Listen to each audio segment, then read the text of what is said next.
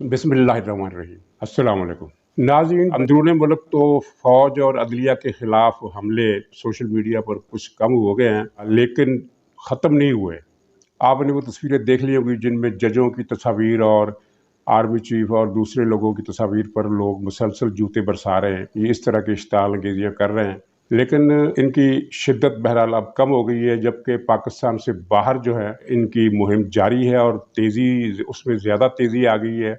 और जैसा कि मैंने पहले बताया कि उनमें 200 अकाउंट तो भारत से ऑपरेट हो रहे हैं। और एक नई बात ये मालूम हुई है कि अमेरिका, बरतानिया, फ्रांस में तो खैर एक आध मुजाहरा ही हुआ है, और फ्रांस के मुजाहरे में इन्होंने इतनी ज़्यादा वो धोखाधड़ी की है कि वहाँ पोलैंड पर रूस के हमले के खिलाफ एक बहुत बड़ा जुलूस निकला, जिसमें 4-5 हज़ार आदमी थे।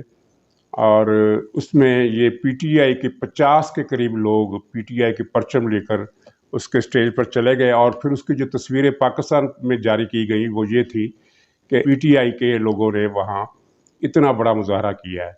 ज़ाहिर है कि ये सारा झूठ था। वहाँ फ्रांस के लोगों को भी पता चल गया, पाकिस्तान के लोगों को भी पता चल गया, और बरतानिया, अमेरिका और ऑस्ट्रेलिया, इन 3-4 मुल्कों में ज़्यादातर मुजाहरे हो रहे हैं पीटीआई के, जिनमें अदलिया को जूते भी मारे जा रहे हैं, फौजी क़यादत को भी, तस्वीरों को भी जूते मारे जा रहे हैं, और गालियाँ भी दी जा रही हैं, और बड़े अजीब अजीब इश्ताल अंगेज किस्म के नारे लगाए जा रहे हैं।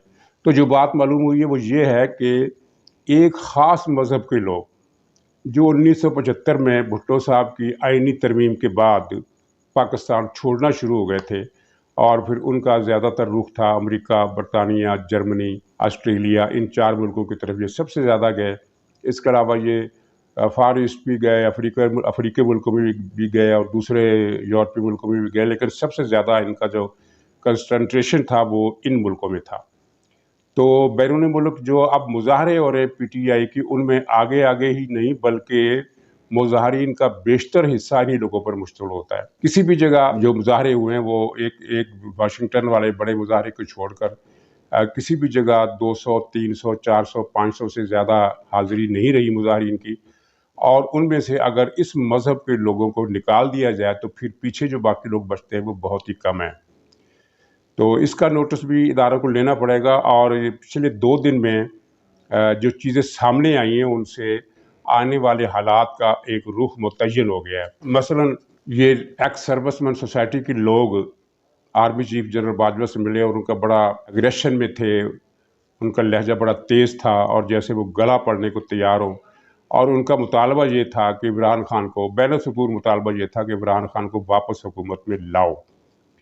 जनरल बाजवा साहब ने उनके सवालात बड़े तहम्मुल से सुने और फिर मुदल्लल दलील, वाक़यात और हवालों के साथ उनके जवाबात दिए, और जिनका नतीजा ये हुआ कि इन लोगों की अक्सरियत जो थी वो खामोश हो गई, बल्कि इनमें से बहुत सारों ने फिर तायद में तालियां भी बजाईं।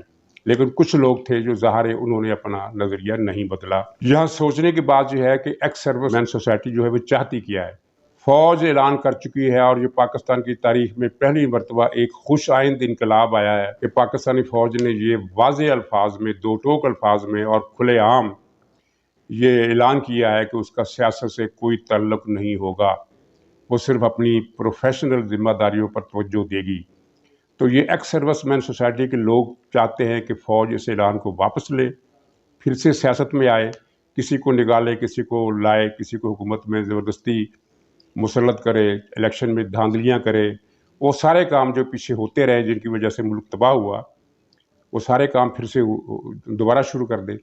तो ये जो लोग हैं, जैसा कि मैंने पहले भी बताया कि ये वो लोग हैं जिनको परवेज़ मुशर्रफ और इमरान खान के दौर में करप्शन के बेपनाह मौक़े मिले और उन्होंने उससे फ़ायदा उठाया। और इनमें से आप किसी की भी ज़िंदगी लाइफ़स्टाइल देखें तो वो अपनी जगह या मुकेश अंबानी है, या बिल गेट्स है, या रॉकफेलर है, इनसे कम मेयार ज़िंदगी इनका नहीं है। तो इसके बावजूद वो चाहते हैं कि पाकिस्तान तबाह हो जाए, क्योंकि इनकी जो सोच है कि इमरान खान को लाने की। तो जनरल बाजवा साहब ने इनकी जो जवाबात दिए वो आपने कई ज़राए से आप तक उनकी तफसील पहुंच गई होगी। खुलासा ये था कि उन्होंने बताया कि ये इमरान खान की हुकूमत एक लाइबिलिटी बन गई थी, एक मुल्क पर बोझ बन गई थी, और हालात इन्होंने बिगाड़ दिए हैं। और ये हर बताने की ज़रूरत भी नहीं है, सबको पता है कि इमरान खान ने 3.5 साल में पाकिस्तान को आलमी सतह पर ना सिर्फ ये कि तनहा किया है, बल्कि इसकी प्लानिंग और मनसूबाबंदी ये थी कि एक तो फैटफ की ब्लैक लिस्ट में आ जाए, दूसरा पाकिस्तान का दिवालिया निकल जाए, ये बैंकरप्ट हो जाए, डिफ़ॉल्ट हो जाए। ये इसका हतमी एजेंडा था जिसकी तरफ ये तेज़ी से बढ़ रहा था और उसमें बज़ाहिर कोई कमी रह नहीं गई थी। तो अब इन दोनों सूरतों से बचने की वाज़ेह शक्ल नज़र आ गई है। पाकिस्तान डिफ़ॉल्ट होने से भी बच जाएगा और फैटफ की न सिर्फ ये है कि ब्लैक लिस्ट में इसका जाना रोक दिया गया है, बल्कि ये उम्मीद है कि ग्रे से वाइट लिस्ट में आ जाएगा। तो ये एक बड़ी अच्छी बात हुई है, लेकिन एक्स सर्विसमैन सोसाइटीज़ को ये बात हज़म नहीं हो रही और इनके लोग जिस तरह के हैं आपको पता है, मसलन उनमें अमजद शुएब साहब हैं, पाकिस्तान के चंद बड़े जागीरदारों में से एक, जिन्होंने पता नहीं 250 रुपये एकड़ के हिसाब से ज़मीन खरीदी या क्या, इस तरह की बातें हैं, और वो इसराइल की बड़े पुश्तपनाह पाकिस्तान में समझे जाते हैं। तो इस जनरल अमजद शुएब से ही आप अंदाज़ा लगा लें कि इस सोसाइटी में किन लोगों का गलबा है। ये आर्मी से रिटायर्ड लोग ज़रूर हैं, लेकिन ये आर्मी से तमाम रिटायर्ड अफराद की नुमाइंदगी नहीं करते। बहरहाल जनरल बाजवा साहब ने इनके हर एतराज़ का जवाब दिया, दलील के साथ जवाब दिया, वाक़यात के साथ जवाब दिया और इमरान खान हुकूमत की वो सारी खराबियाँ बताईं जिनकी वजह से फ़ौज को मजबूर होना पड़ा कि वो न्यूट्रल हो जाए और सियासत से लाताल्लुक हो जाए। और जनरल बाजवा साहब ने खुलकर कह दिया कि फ़ौज ने नहीं गिराया इमरान हुकूमत को, हम सिर्फ न्यूट्रल हो गए। उसके बाद फिर जो हालात का धारा था, वाक़यात का धारा, उसने इस हुकूमत को ख़त्म कर दिया। नफ़रतें पैदा करने के बारे में जनरल बाजवा साहब का ये बयान बिल्कुल वाज़ेह आ गया है कि अवाम में फ़ौज के ख़िलाफ़ फ़ज़ा पैदा करने की कोशिश नाकाम बना दी जाएगी।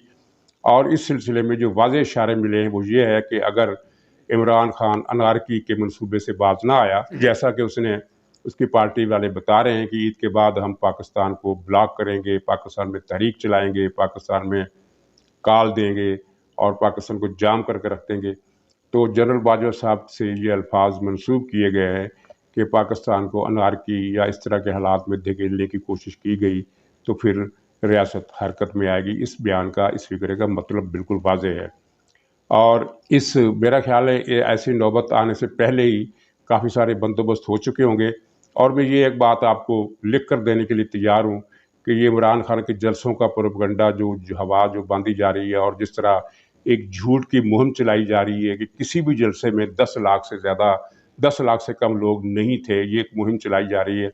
हालांकि उन जलसा गाहों की जो शक्ल है वो आपने देखी कि ये कारीगरी क्या करते हैं। जलसा गाह खाली होती है, बंदे फैले होते हैं। ये जलसा शुरू करते हैं रात को जब अच्छी तरह तारीकी गहरी हो जाए और उसके बाद रोशनियाँ और साए आपस में इस तरह मिल जाते हैं कि पता नहीं चलता ग्राउंड में कि आदमी कितने हैं और खाली जगह कितनी है। दिन की रोशनी में इमरान खान जलसा नहीं कर रहा। तो बहरहाल जो मैं बताना चाहता था वो ये है कि ईद के बाद जब ये मुल्क को जाम करने की कॉल देगा तो ये कॉल उसकी बुरी तरह फ्लॉप हो जाएगी और ये बुलबुला, ये गुब्बारा जिसमें से हवा निकलना तो शुरू हो चुकी है, ईद के बाद की इसकी कॉल के साथ ही ये गुब्बारा ख़त्म हो जाएगा, ठुस हो जाएगा, खाली हो जाएगा और सबको नज़र आ जाएगा कि इसकी क्या स्ट्रेंथ है। और इसकी अपनी वजूहात हैं जिन पर मैं कुछ बातें बता भी चुका हूँ और कुछ इंशाअल्लाह ताला किसी अगले ब्लॉग में भी अर्ज़ करूँगा। तो इनकी जो क़ुव्वत मुहर्रका है, एक तो ये सोशल मीडिया की टीम है और एक वो कुछ अनासर हैं जिनको हम चंद साल पहले के ज़माने की बाक़ियात कह सकते हैं, लेकिन जो अपनी जगह पर बहरहाल अपना असर रसूख इस्तेमाल कर रही हैं, टेलीफोन भी कर रही हैं, धमकियाँ भी दे रही हैं, सब कुछ गाइडेंस भी दे रही हैं। और तीसरा जिसका आज इंकशाफ हुआ है कि वो ख़ास मज़हब जो 1975 की करारदाद के बाद जिसके पैरोकार बड़ी तादाद में मुल्क छोड़ गए थे, तीसरी क़ुव्वत मुहर्रका वो हैं। सबसे ज़्यादा फंडिंग भी उन्हीं की तरफ से आ रही है, जुलूसों में सबसे ज़्यादा नुमाइंदगी भी उनकी है और पाकिस्तान के ख़िलाफ़ नफ़रत अंगेज़ नारे भी वही लगा रहे हैं। तो अब इमरान खान ने कल अपने व्लॉगर्स को बुलाया और उसमें जो बातें की हैं वो भी उनकी तफसीर भी आपके इल्म में आ चुकी है। तो उसमें 2-3 बातें जो मैं दोहराना चाहता हूँ। एक तो उसने फ़ौज को ताने के अंदाज में कहा कि अगर मैंने ये तोशा खाने से चोरी की है, मतलब उसने चोरी का लफ्ज़ इस्तेमाल नहीं किया, लेकिन जो उसने किया वो चोरी ही है। तो अगर मैंने तोशा खाने से चोरियाँ की हैं तो फ़ौज के अफसरों को भी तो DHA में प्लाट मिलते हैं, फिर वो जिस तरह मर्ज़ी चाहे उनको बेचें चाहे बनाएं। ये फ़ौज को उसने ताने के अंदाज में फ़ौज को मुखातब करके एक मैसेज दिया। और दूसरी बात उसने की कि काजी फाइज ईसा के ख़िलाफ़ रेफरेंस जो था वो मैंने दायर नहीं किया था, वो फ़रोग नसीम ने जो वज़ीर कानून था और जो जनरल बाजवा का आदमी था उसने दायर करवाया था। उसने अपनी तरफ से तो जनरल बाजवा पर बड़ा एक सख्त किस्म का हमला किया, लेकिन इसने साथ ही ये भी बता दिया है कि इसकी अपनी कोई अकल वगैरह नहीं है। अगर इसको पता था कि ये फ़रोग नसीम जनरल बाजवा का आदमी है तो फिर उसके कहने पर इसने रेफरेंस क्यों दायर किया। और वैसे ये सारा झूठ है, क्योंकि रेफरेंस के हक़ में इसके बयानात आते रहे और कल ही फिर फ़रोग नसीम ने, जो इसका साबिक़ वज़ीर रहा है, उसने एक बयान दिया कि मेरा कोई ताल्लुक़ नहीं था, ये रेफरेंस इमरान खान के हुक्म पर दायर हुआ। अब इसको चैलेंज करे फ़रोग नसीम को, फ़रोग नसीम झूठ बोल रहा है तो उसको ले जाएं अदालत। लेकिन इमरान खान का असल मकसद सफाई देना नहीं था, बल्कि जनरल बाजवा पर हमला करना था। फिर इसने ये भी कहा कि इस्टेब्लिशमेंट ही लाई इसको, चीफ इलेक्शन कमीशन को, ये भी इस्टेब्लिशमेंट का बंदा है। ये इसने एक तरफ तो फ़ौज पर हमला भी किया और दूसरी तरफ ये एक प्रिएम्प्टिव मेजर भी की है कि अगर कल को, अगर क्या यकीनी तौर पर इलेक्शन कमीशन का जो फैसला फॉरेन फंडिंग में आने वाला है वो उसको पता है क्या आने वाला है, तो तब मैं ये कह सकूँगा कि देखो ये इस्टेब्लिशमेंट ने फैसला करवाया है। ये भी झूठ है और ये भी इसने इस्टेब्लिशमेंट पर इल्ज़ाम लगाया। और कहने वाले, बताने वाले बताते हैं कि उनका इशारा जो उस मीटिंग में था वो जनरल फैज़ की तरफ था। तो और इसका मतलब फिर ये हम निकाल सकते हैं, अगर ये बात सही है, कि ये जनरल फैज़ की तरफ से भी मायूस होता जा रहा है। और अभी तो मायूसी की शुरुआत है, इसको असल मायूसी ईद के बाद मिलेगी। लाहौर का जलसा हो लेने दें, इसके बाद से इसका गुब्बारा जो है वो सुगड़ना शुरू हो जाएगा और ईद के बाद जो है इसका जो अंजाम वाज़ेह हो जाएगा। और नाज़रीन, मैं अपने जो मुशाहदात हैं, क्योंकि मेरी 30-35 साल मैंने डेली जर्नलिज्म में काम किया और इस दौरान बड़े ओहदों पर रहा हूँ और मेरी मुलाकातें भी रही हैं सियासतदानों से भी, बुज़ुर्ग सियासतदानों से भी, बुज़ुर्ग सहाफ़ियों से भी, जो मुझसे ज़्यादा तजर्बाकार थे, मुझसे ज़्यादा समझदार थे और ऊँच नीच के वाक़यात लोगों की ज़बानी सुने और देखे भी।